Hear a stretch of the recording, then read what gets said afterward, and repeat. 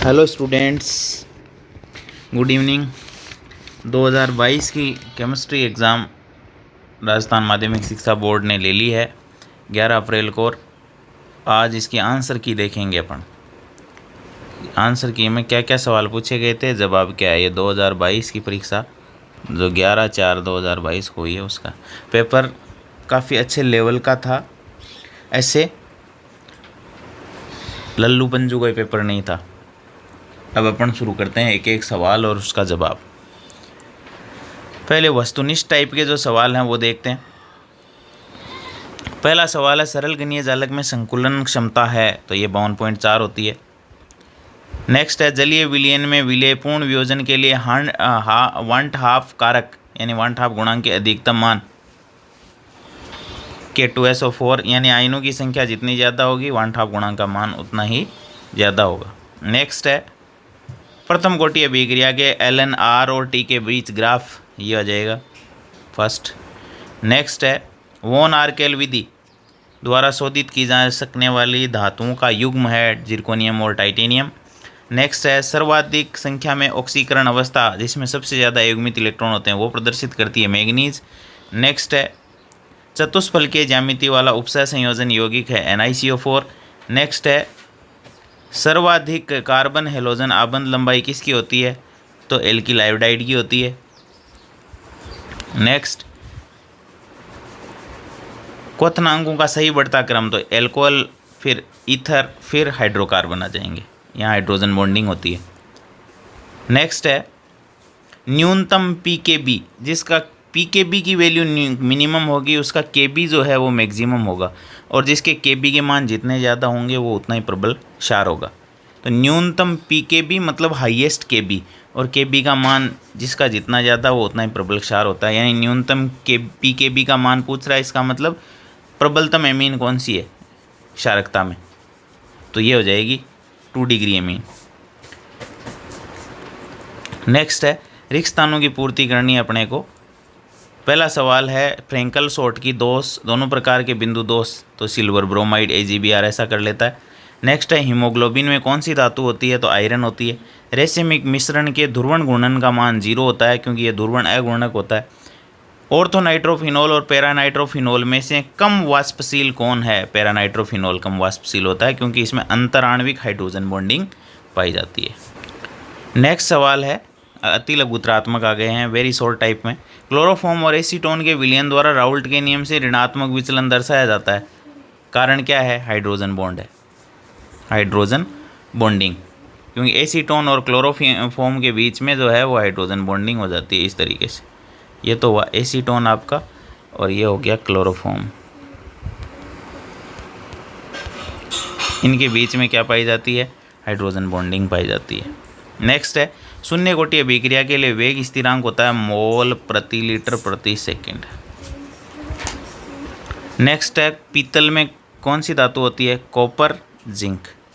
समन्वय बहुपलक क्या होता है, तो समन्वय बहुपलक होता है केंद्रीय धातु परमाणु के चारों ओर लिगेंडों की जो आकाशीय व्यवस्था है, त्रिविमीय अभिविन्यास है, उसको समन्वय बहुपलक कोऑर्डिनेशन पॉलीहेड्रा के नाम से जाना जाता है।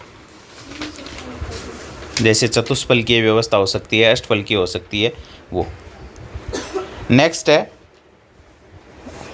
K3AlC2O4 का होल थ्राइस का यूपीएससी नाम, तो नाम हो जाएगा पोटेशियम ट्राई ऑक्जेलेटो। C2O4 को कहते हैं ऑक्जेलेटो, 3 है तो ट्राई ऑक्जेलेटो। फिर ब्रैकेट में आ जाएगी उसके बाद केंद्रीय धातु परमाणु, तो एल्यूमिनेट आएगा इसमें, एल्यूमिनेट क्यों, क्योंकि पोटेशियम प्लस है तो इस पर माइनस चार्ज आएगा 3, तो एल्यूमिनेट। जब ऋणावेशित समन्वय सत्ता होती है तो 8 लगता है। एल्यूमिनेट और एल्यूमिनियम का ऑक्सीकरण निकालोगे तो आएगा 3rd, तो यह जाएगा पोटेशियम ट्राईऑक्जेलेटो एल्यूमिनेट 3rd। नेक्स्ट है, ये कौन सी समावेता दर्शाते हैं, ये जो संकुल है ये और ये, इसमें क्या हुआ है, लिगेंडों का आदान प्रदान हुआ है, और जहाँ लिगेंडों का आदान प्रदान होता है वो होती है उपसह संयोजन समावेता, कोऑर्डिनेशन आइसोमरिज्म। नेक्स्ट है, एमीन में नाइट्रोजन के लिए कक्षकों के संकरण का प्रकार, एमीन में जो नाइट्रोजन के कक्षक होते हैं उनका संकरण होता है sp3। नेक्स्ट है कार्बोनिल समूह संकुल में उपस्थित सक्रियाशीलता सिनर्जिक इंटरएक्शन जो है वो क्या होती है, तो ये तो होता है कार्बोनिल लिगेंड और ये होती है मेटल के साथ इसकी बॉन्डिंग। तो मेटल के रिक्त कक्षकों के अंदर ये क्या करता है, पहले इलेक्ट्रॉन डोनेट करता है, तो ये C ट्रिपल बॉन्ड O और इसके पास होता है एक लोन पेयर। इधर होती है मेटल, मेटल के पास होते हैं रिक्त d ऑर्बिटल्स इस तरीके से। अब ये क्या करता है, इसमें इलेक्ट्रॉन मेटल के रिक्त d कक्षकों में डोनेट करता है और ये कार्बोनिल समूह कार्बन मेटल के रिक्त d कक्षकों में इलेक्ट्रॉन डोनेट करने के बाद मेटल के कक्षकों से इलेक्ट्रॉन जो है इसके पाई स्टार कक्षकों में भी स्थानांतरित होते हैं उल्टे, यानी ये तो इलेक्ट्रॉन देकर के सिग्मा बॉन्ड बनाता है और ये इसके एंटी बॉन्डिंग कक्षकों में इलेक्ट्रॉन देकर के पाई आबंध निर्मित करता है। तो ये है सिनर्जिक इंटरेक्शन यानी सक्रियाशीलता, यानी कार्बोनिल समूह का कार्बन जो है वो लोन पेयर देता है और फिर मेटल जो है वो वापस इसके एंटी बॉन्डिंग यानी पाई स्टार कक्षकों में इलेक्ट्रॉन डोनेट करके और वापस आबंध बनाती है। तो इसको कहते हैं सिनर्जिक इंटरेक्शन। इसका एक डायग्राम बनाना था आप लोगों को। नेक्स्ट n प्रकार के अर्धचालक को समझाइए। तो n प्रकार का अर्धचालक क्या होता है, जब सिलिकॉन या जर्मेनियम में वर्ग 15 की अशुद्धि मिला दी है जैसे फॉस्फोरस, तो बनने वाले अर्धचालक कहलाते हैं क्या, n प्रकार के अर्धचालक कहलाते हैं और ये इलेक्ट्रॉनों के कारण विद्युत का चालन करते हैं, अतिरिक्त इलेक्ट्रॉनों के कारण। नेक्स्ट है अनुचुंबकत्व और प्रतिचुंबकत्व को तुलना करनी है अपने को। अनुचुंबकत्व है ये दुर्बल रूप से चुंबकीय क्षेत्र में आकर्षित होते हैं, ये दुर्बल रूप से चुंबकीय क्षेत्र में प्रतिकर्षित होते हैं, थोड़ा बहुत आकर्षण रखते हैं, थोड़ा प्रतिकर्षण दर्शाते हैं। इसका एग्जाम्पल है जैसे O2 हो गया, इसके अलावा Cr+3 हो गया और इसके एग्जाम्पल हैं C6H6 यानी बेंजीन हो गई, H2 हो गया, NaCl हो गया, ये प्रतिचुंबकीय पदार्थों के एग्जाम्पल हो जाएंगे। नेक्स्ट है 5 ग्राम NaOH है अपने पास। 5 ग्राम NaOH को जल में घोल करके विलयन बनाया गया है, तो मोलरता बतानी है। मोलरता कैसे, विलय का ग्रामों में द्रव्यमान बटा विलय का मोलर द्रव्यमान 40 ग्राम प्रति मोल बटा विलयन का आयतन लीटर में, तो 250 ml बटा 1000 ml यह आ जाएगा 1/8 और ये हो जाएगा 1/4 यानी 0.50 मोल प्रति लीटर आ जाएगी, आधा मोल प्रति लीटर। नेक्स्ट देखो, प्रोटीन के 300 ml जलीय विलयन में इतने ग्राम प्रोटीन है, 300 केल्विन पर इतना बार इसका प्रासरण दाब पाया गया, तो मोलर द्रव्यमान। ये किताब का ही प्रासरण दाब वाला एग्जाम्पल उठाया हुआ है ऐसे का ऐसा ही, और उसके लिए अपने को मोलर द्रव्यमान M2 ज्ञात करना है, W2RT बटा पाई V, ये फॉर्मूला है। तो W2 की जगह आप इसको मान ही रखना है, कुछ नहीं करना। W2 मतलब विलय का ग्रामों में द्रव्यमान, यानी प्रोटीन कितनी है 1.25 ग्राम, R कितना है दे रखा है आपको 0.083, आगे मात्रक है ही, और टेम्परेचर है 300 केल्विन बटा पाई कितना है, यानी परासरण दाब है 2.50 गुणा 10⁻³ बार, इसका भी मात्रक आ जाएगा। और V कितना है, वॉल्यूम, वॉल्यूम है 300 ml, तो लीटर में कन्वर्ट करेंगे क्योंकि ऊपर मात्रक में लीटर है, तो लीटर में कन्वर्ट करेंगे 300 बटा 1000 यानी 0.3 लीटर आ जाएगा। अब इसको सॉल्व करेंगे तो इसके देखो उत्तर अपने को जो मिल जाएंगे वो बहुत सिंपल तरीके से मिल जाएंगे, कोई ख़ास इश्यू इसके अंदर नहीं आएगा, और ये आएगा करीब 41,500 ग्राम प्रति मोल, यह आ जाएगा मोलर द्रव्यमान, क्योंकि मोलर द्रव्यमान का मात्रक ग्राम पर मोल होता है। नेक्स्ट है लेंथेनाइड आकुंचन। तो लेंथेनाइडों के आकार में क्रमिक कमी को लेंथेनाइड आकुंचन के नाम से जाना जाता है। नेक्स्ट है M+2 Z=25 के लिए प्रचक्रण मात्रा चुंबकीय आघूर्ण की गणना करनी है, तो इसके लिए फॉर्मूला, ये Z=25 का मतलब मैग्नीज है, 25 नंबर पे आता है, लेकिन इस पर चार्ज कितना है +2। तो इसका इलेक्ट्रॉनिक विन्यास होता है 3d5 4s2। 2 निकाल दो बाहर वाले, ये वाले कट जाएंगे। कितने बचे, डी में 5 अयुग्मित इलेक्ट्रॉन। फॉर्मूला है म्यू बराबर √n(n+2)। 5 5 + 2 का √, 5 और 2 7, 7 पंजे 35 का √, 36 का 6 होता है। तो ये हो जाएगा 5.9 बोर मैग्नेटॉन आंसर आ जाएगा इसका। नेक्स्ट है प्रोपेनेल और प्रोपेनॉन में टोलन परीक्षण को समझाइए। तो प्रोपेनेल जो है वो टोलन परीक्षण यानी अमोनिया में सिल्वर नाइट्रेट के साथ अभिक्रिया करके और कार्बोक्सिलिक अम्ल का लवण बनाता है, यानी प्रोपेनेल होता है CH3CH2CHO। ये टोलन अभिकर्मक के साथ ऑक्सीकृत होकर के क्या बना लेता है, प्रोपियोनिक एसिड का साल्ट बना लेता है, ये बना लेता है। लेकिन जब रिएक्शन प्रोपेनॉन के साथ होती है तो ये ऑक्सीकरण नहीं दर्शाता है। ऐसे अपन विभेद कर सकते हैं। प्रोपेनेल टोलन अभिकर्मक के साथ रिएक्शन करके प्रोपियोनिक एसिड का लवण बना लेते हैं, लेकिन प्रोपेनॉन रिएक्शन नहीं करता है। इस तरीके से विभेद कर सकते हैं। नेक्स्ट है CH3CN। ये जो है वो सवाल शायद सिलेबस में नहीं है, ये आउट ऑफ सिलेबस है, होना नहीं चाहिए था। ये साइनाइड जो है वो सिलेबस में नहीं है और इसके अंदर अमाइड बनेगा लास्ट में, तो वो भी नहीं होना चाहिए था। लेकिन फिर भी जब इसका जल अपघटन दे रखा है इसने 2H2NH3, तो देखो CH3C ट्रिपल बॉन्ड N, इसका जल अपघटन करवाएंगे तो इस बॉन्ड को तोड़ दो। जल अपघटन में जल के अणु जोड़ते हैं तो नाइट्रोजन की तरफ H जुड़ जाएगा और इधर OH जुड़ जाएगा, OH OH OH। अब जब एक ही इधर, तो ये अमोनिया निकल गई, देखो ये -NH3, ये अमोनिया रही, और यहाँ हो जाएगा 2 OH, एक ही कार्बन पर होते हैं तो जल का अणु निकल जाता है। अब बचा CH3, एक O और एक OH, यानी CH3 एक CH3 फिर C फिर उससे जुड़ा हुआ O और OH, ये बचा। अब इसकी इसने अमोनिया के साथ रिएक्शन करा दी, यानी ए तो हो जाएगा ये एसिटिक एसिड। फिर अमोनिया के साथ रिएक्शन करवाएंगे तो अमोनिया होता है क्षार और ये है एसिड, तो यहाँ से H+ निकलेगा, ये NH3 तो ये NH4+ बना लेगा, ये हो जाएगा CH3C double bond O NH4+, ये हो जाएगा B। अब इसको गर्म करेंगे तो 2 हाइड्रोजन 1 ऑक्सीजन यहाँ से निकल जाएगा, तो C बन जाएगा CH3C double bond O NH2। ऐसी कोई रिएक्शन बुक के अंदर नहीं है, तो ये जो है वो आउट ऑफ सिलेबस माना जाना चाहिए था। तो पहला हो जाएगा आपका एसिटिक एसिड A, B हो जाएगा आपका अमोनियम एसीटेट और C हो जाएगा आपका एसिटामाइड, ये हो जाएगा C, ये हो जाएगा आपका B और ये हो जाएगा आपका A।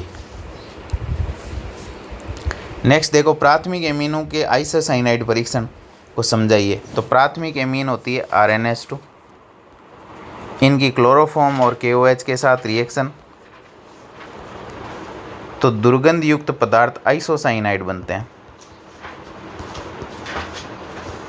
ये दुर्गंध युक्त पदार्थ आइसोसाइनाइड निर्मित होते हैं जो प्राथमिक एमीनों की पहचान में काम में आते हैं। इसको कहते हैं आइसोसाइनाइड परीक्षण। नेक्स्ट है ट्राईमेथिल एमीन।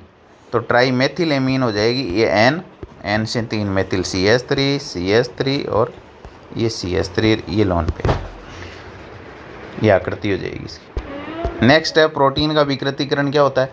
तो प्रोटीन को गर्म करने पर या ताप परिवर्तन या pH परिवर्तन से गुजारने पर प्राथमिक संरचना को छोड़कर द्वितीयक, तृतीयक, चतुष्क संरचनाएं नष्ट हो जाती है। प्रोटीन की 2 डिग्री, 3 डिग्री, 4 डिग्री संरचनाएं नष्ट हो जाती है। प्रोटीन के हेलिक्स यानी कुंडलन खुल जाते हैं, इसी को प्रोटीन का विकृतीकरण कहते हैं। जैसे अंडे का स्कंदन, दूध का दही में परिवर्तन। DNA की द्विकुंडलिनी संरचना, तो DNA की द्विकुंडलिनी संरचना बहुत सिंपल सी है, इस तरीके से बनती है ये। और यहाँ होता है A डबल बॉन्ड T, बीच में क्या होता है A double bond T G triple bond C, यहाँ बीच में इस तरीके से जुड़ी होती है। नेक्स्ट है एल्यूमिनियम के निष्कर्षण के लिए हॉल हेरोल्ड प्रक्रम का वर्णन करना है, आपको सारी डिटेल लिखनी है। तो आपको पता है इसके धातु क्रम में अपने को एल्यूमिना में Na3Al(F6) और Cf2 मिलाते हैं, जिससे चालकता बढ़ जाती है, गलनांक घट जाता है, और इसमें विद्युत अपघटन कराते हैं। कार्बन की परत वाला स्टील का पात्र जो है वो कैथोड का कार्य करता है, ग्रेफाइट एनोड का कार्य करता है। और इस प्रकार का आप डायग्राम देख चुके हैं, वो इस प्रकार से बनाते हैं। तो ये डायग्राम आप लोगों को बनाना था। नेक्स्ट इसके अथवा में था धातुओं के शोधन की मंडल परिष्करण विधि है। तो ये मंडल परिष्करण में गतिशील तापक पर अशुद्ध धातु की छड़ को बार बार क्या करते हैं, गर्म करके ठंडा करते हैं। और ये मेथड आपको पता है इस सिद्धांत पर आधारित है कि अशुद्धियों की विलेयता धातु की ठोस अवस्था की अपेक्षा गलित अवस्था में ज़्यादा होती है। यानी अशुद्ध धातु को बार बार ठंडा करते हैं छड़ को, और बार बार गर्म करते हैं। इससे अशुद्धियाँ जो है धातु से अलग हो जाती हैं। और ये जो है germanium, silicon, boron, gallium, indium, इनके शोधन में काम में आती है।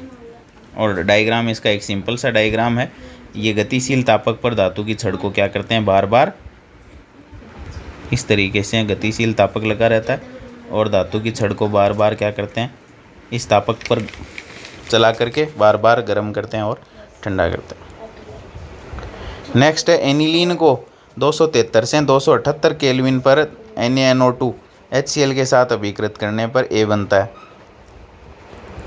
तो एनिलीन होती है ये, इसको 273 से 78 पर NaNO2 HCl के साथ अभिकृत करने पर आपको पता है डाइएजोनियम साल्ट बनते हैं, N2+X-।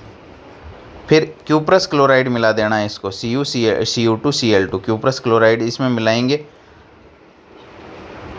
तो ये सेंडमायर रिएक्शन हो जाएगी। HCl पहले से ही मिला हुआ है, और जब सेंडमायर रिएक्शन होगी तो Cl जो है वो बेंजीन रिंग पर जुड़ जाएगा, क्लोरोबेंजीन बन जाएगी। तो A हो जाएगा ये, B हो जाएगा ये।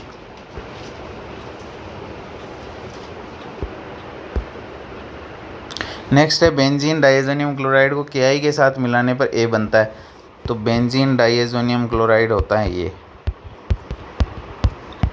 इसकी Ki के साथ रिएक्शन से बनता है ये, ठीक, सीधा आयोडोबेंजीन। अब वो आगे कह रहा है ये तो हो जाएगा A। अब इसकी रिएक्शन आप शुष्क ईथर सोडियम धातु के साथ करवा दो शुष्क ईथर की प्रेजेंस में। तो अपन सोडियम धातु शुष्क ईथर के साथ रिएक्शन करवाते हैं, तो इसके दो मॉलिक्यूल जुड़ करके आपस में और डाईफेनिल या बाईफेनिल बना लेंगे, और 2Na अलग हो जाएगा। ये फिटिंग अभिक्रिया है, तो ये B प्रोडक्ट हो जाएगा, बाईफेनिल या डाईफेनिल। नेक्स्ट है कारण दीजिए फिनोल के अंदर कार्बन ऑक्सीजन बंध लंबाई मेथेनॉल से कम होती है, क्यों? तो उसके दो कारण हैं। फिनोल में कार्बन ऑक्सीजन आबंध लंबाई एक तो होती है संकरण के कारण, फिनोल में sp2 संकरण होता है, मेथेनॉल में sp3 संकरण होता है।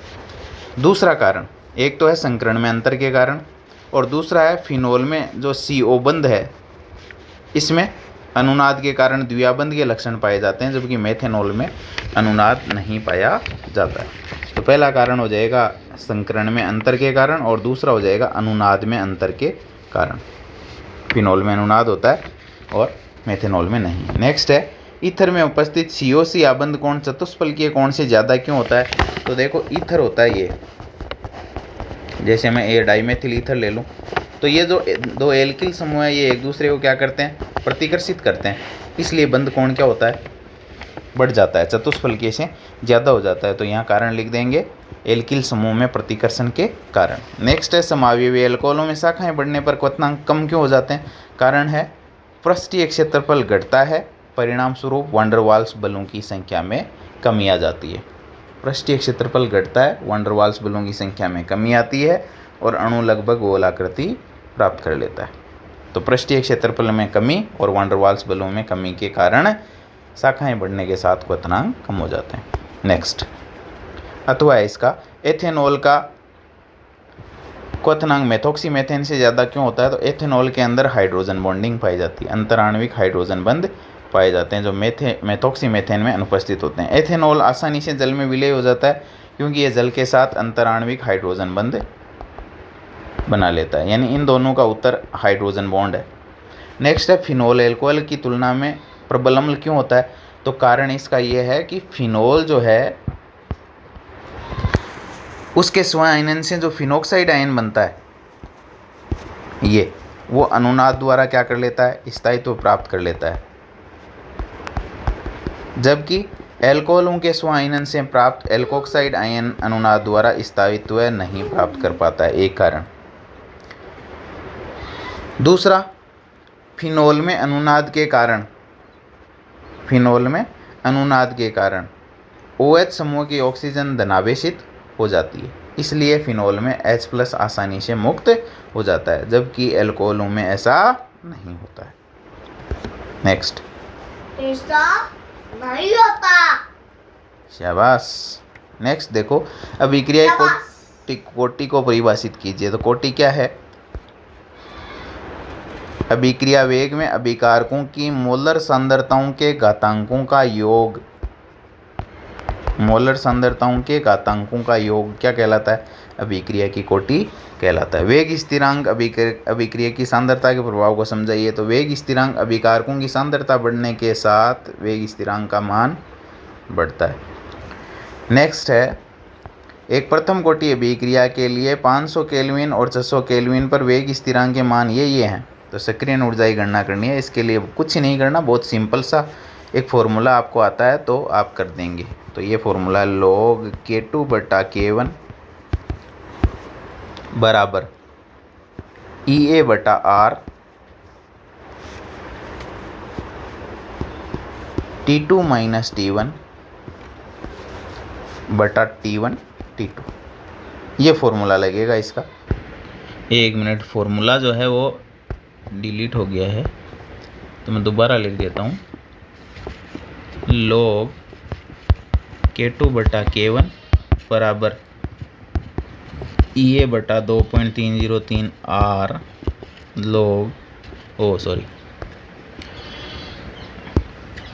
T2 - T1 बटा T1 T2। अब आपको देखो वेग स्थिरांक दे रखे हैं, बाद वाला K2 है, पहले वाला K1 है, तो बाद वाला दे रखा है आपको कितना? 0.06 बटा 0.03। K1 तो है 0.03 सेकेंड और ये है 0.6 बटा ये आपको कैलकुलेट करनी है, फिर आ जाएगा 2.303। R की वैल्यू दे रखी है आपको 8.314 joule kelvin inverse mole inverse. फिर T2 तो है आपका 600 - 500 बटा 600 गुणा 500, ये आ जाएगा।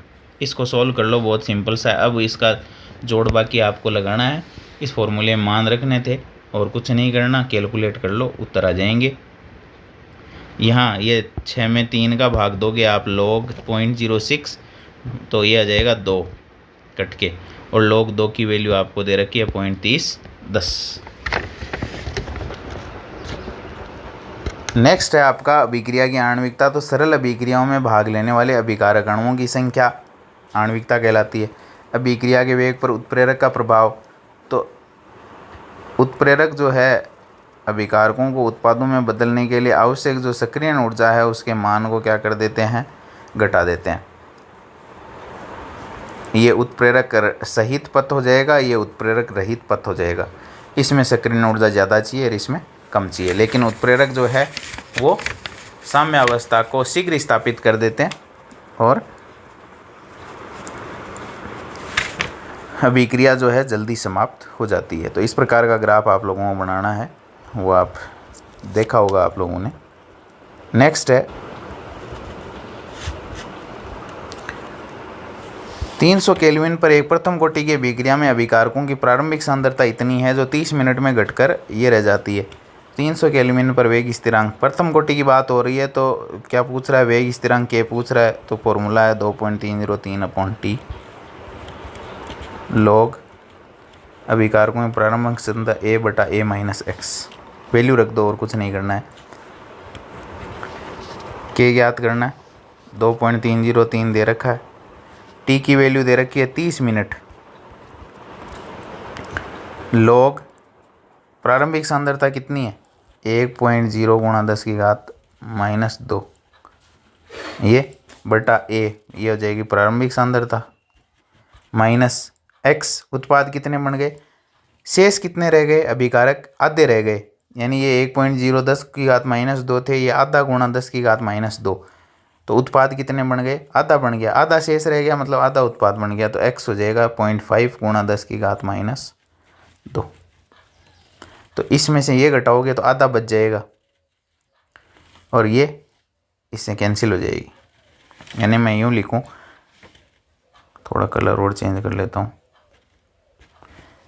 k बराबर 2.303/30 log, ये बचेगा 1.0 गुणा 10 की घात -2 बटा 0.5 गुणा 10 की घात -2।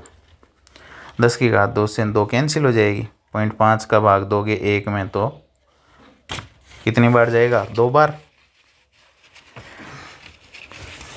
log 2 की वैल्यू आपको दे रखी है 0.3010, तो यहाँ आ जाएगा 0.3010। अब इसको मल्टीप्लाई करके और कैलकुलेट कर लो, उत्तर आ जाएंगे। तो इस तरीके से अपन इसका आंसर लिख सकते हैं और इसका आंसर आएगा करीब, इसका आंसर आएगा 0.023 प्रति मिनट। नेक्स्ट देखते हैं, नाइलॉन 66 के निर्माण में डाई कार्बोक्सिलिक अम्ल जो काम में आता है उसका IUPAC नाम, तो उसका IUPAC नाम है hexane dioic acid, hexane dioic अम्ल, एडिपिक एसिड है इसका नाम। नेक्स्ट है एसिटिक अम्ल और फॉर्मिक अम्ल की तुलना में प्रबल अम्ल होता है। एसिटिक अम्ल जो है दुर्बल अम्ल होता है। क्यों होता है, तो एसिटिक अम्ल में CH3 समूह का +I प्रभाव लगता है, इसका ये अम्लता को, इलेक्ट्रॉन दाता समूह अम्लता को घटाते हैं। नेक्स्ट है कार्बोनिल समूह,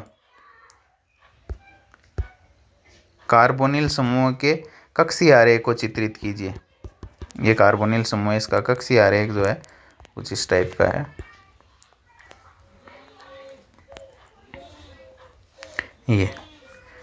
ये बनाना था अपने को।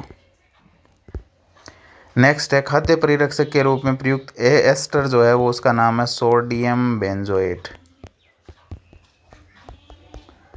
ये खाद्य परिरक्षक के रूप में काम में आता है। नेक्स्ट है रोजेनमुंड अपचयन, तो रोजेनमुंड अपचयन में क्या करते हैं, बेंजोइल क्लोराइड या एसिटिल क्लोराइड की रिएक्शन करवाते हैं हाइड्रोजन के साथ PdBSO4 की उपस्थिति में, क्या बनता है, एल्डिहाइड बन जाता है, इसको कहते हैं रोजेनमुंड अपचयन। केनिज़ारो अभिक्रिया क्या है, तो अल्फा हाइड्रोजन रहित एल्डिहाइड, जैसे ये सांद्र क्षार की उपस्थिति में, सांद्र क्षार KOH ले लेते हैं, की उपस्थिति में असमानुपातित होकर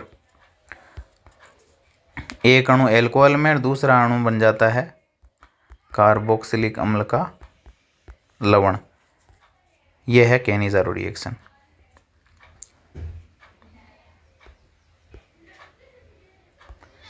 नेक्स्ट है और लास्ट है नाभिक रागी यौगिक अभिक्रिया में कार्बोनिल कार्बन पर नाभिक रागी आक्रमण से बने, ये रहा कार्बोनिल समूह, इस पर करवाते हैं नाभिक रागी का आक्रमण, तो ये इस आंशिक धनावेशित कार्बन पर अटैक करेगा, तो ये देखो O- NU, ये एल्कोक्साइड मध्यवर्ती बन जाएगा और इसमें कार्बन में 4 सिग्मा बंध बना रखें, ये चतुष्फलकीय मध्यवर्ती एल्कोक्साइड आयन।